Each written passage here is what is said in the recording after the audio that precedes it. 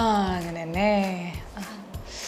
Physiotherapist ആവാനുള്ള ഭാവിയൊക്കെ ഉണ്ട് കേട്ടോ. നീ എന്നെ കളിയാക്കിയതൊക്കെ ആണെങ്കിലും +2 കഴിഞ്ഞ് ചെയ്യാൻ പറ്റുന്ന അടിപൊളി കോഴ്സാണ് ഫിസിയോതെറാപ്പി.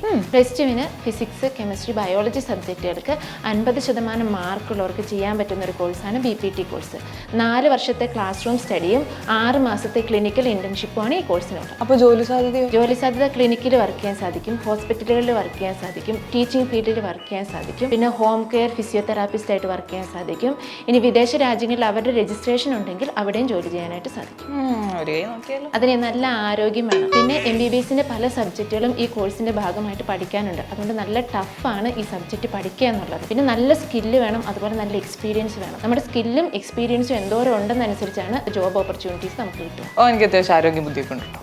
എന്നെ പിന്നെ നീ പഠിച്ചോ. LBS-ന്റെ കീഴിലാണ് കേരളത്തിൽ അഡ്മിഷൻ വരിക.